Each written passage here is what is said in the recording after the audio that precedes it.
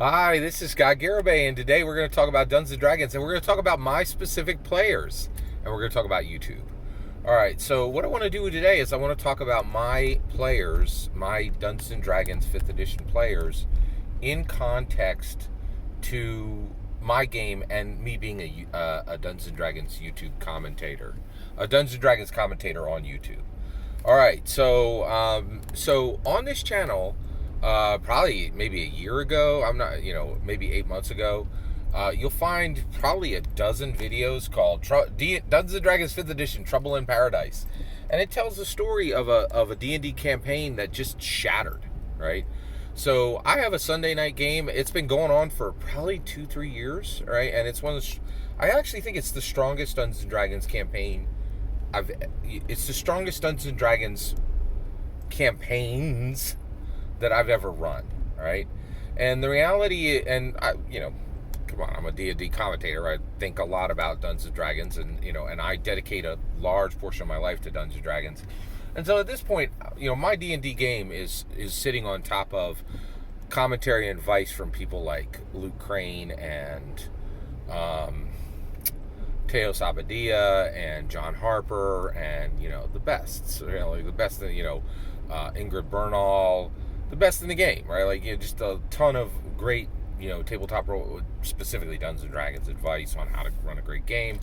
I've listened to, decades of podcasts on the subject, and, basically my game is sitting on a foundation of very good advice about how to run a Dungeons and Dragons game with my own mix of wisdom and passion and, dedication, right? So it's been going well, but I also am dedicated to transparency on this channel. And so I had this situation where the entire campaign just shattered, right?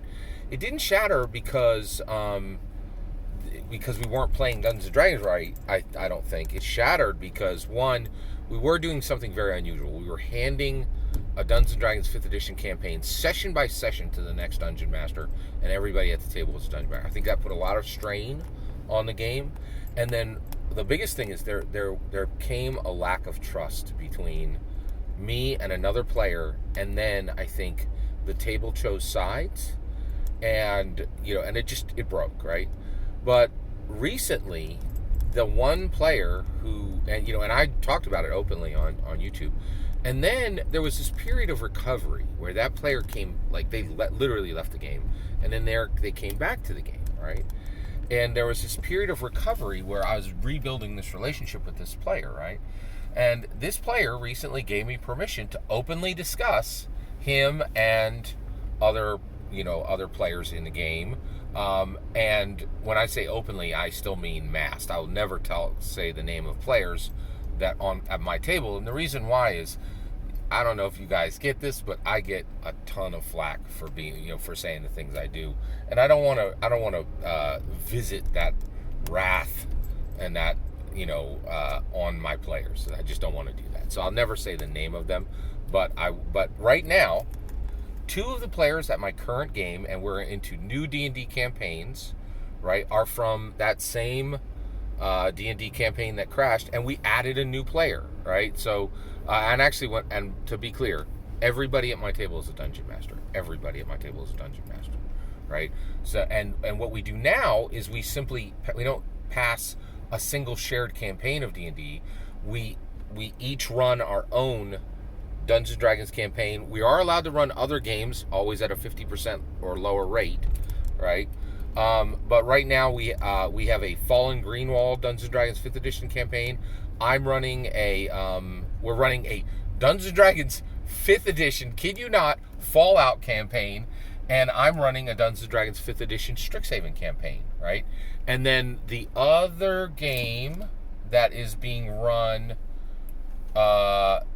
is a index card RPG Mass Effect game, right? So let me talk to you about my players right now, right? So I'm not going to give you, so I'm just going to tell you their types, right? I have a power gamer. I have an incredibly effective power gamer. His builds are better than anybody's build at the table, including mine, from a Dungeons & Dragons 5th edition perspective. He is absolutely brilliant, and I can swing at him with all my might to drop his character in every game. and still walk away often with his character alive, right? He's an incredibly robust Dungeons & Dragons 5th edition power gamer. I'm incredibly blessed to have him at the table. He can roleplay, right? But roleplay is not his strongest suit. He's better at making a D&D build than he is roleplaying. Then I have a role player, right? I have a very dyed-in-the-wool role player who really invests himself in his characters. And last, I have a dedicated player. I have a player who never misses a game, shows up early, pays attention throughout, is fully provisioned, shows up with everything, paper, pencil. He uses D&D Beyond. Okay, so he never needs books. He brings his own dice tray and his dice. I know y'all think that's a small thing, but I've been at tables where people will literally show up with nothing, right? No dice, no pencil. You literally have to give them every single thing they use, right? So the fact that I have a dedicated player, so I have a power gamer, a role player, and a dedicated, right? And these guys are really, really spectacular at just doing a great job of being at the game, being engaged. I get to play in the Fallen Greenwald campaign. I get to play in the Fallout Dungeons & Dragons 5th campaign, and all of these players play in my spectacular Strixhaven campaign that has just been going super well. And we've hit this really beautiful stride, and I wanted to share this today with you. One, because I was given permission to openly discuss this, because when everything went south, there was this. And let me explain one last thing here. My role player is 100% aware of my YouTube channel and watches the vast majority, if not all, of the videos. Okay, and then has a conversation with me about my conversation about Dungeons & Dragons, right? And hates some of my stances, loves some of my stances. We have a great discussion. The power game, that's my role player. The power gamer knows about my channel, doesn't watch it. The dedicated player is oblivious that the channel even exists, right? And so basically, I don't really need the oblivious players. It doesn't impact them. It doesn't impact the power gamer, but it does impact my relationship with the role player, right? And so I really felt wonderfully permissioned to discuss my players again, because I had taken a break from discussing my players. And I think that was a needed break, and now I've been given permission.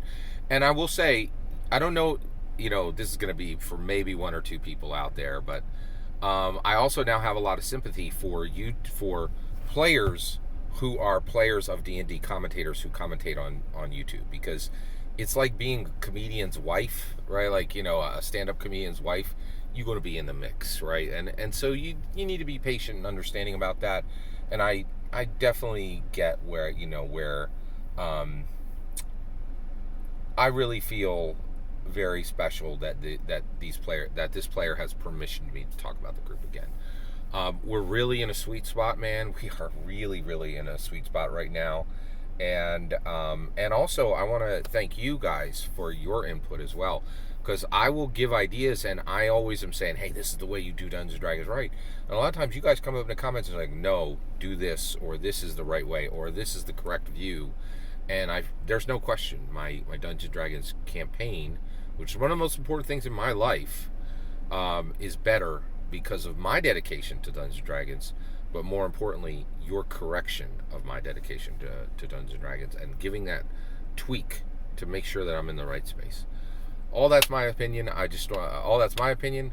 I'd love to hear about your players, right? I don't want you to, out your players or name them if they appreciate their privacy. Not all players do. Some want to be, publicly discussed. It's, of course, it's up to each player. But I'd love to hear anything you're willing to share about your players keeping a mask on them so they can have their own privacy if they wish. But what are your players like, right? And where's your game at? Are you guys in the shattering zone, or are you in the recovery zone? I'd love to hear your thoughts. Let me know in the comments below. Please consider liking and subscribing, and have a wonderful millennium. Oh, and welcome back, DM's Bloodworths.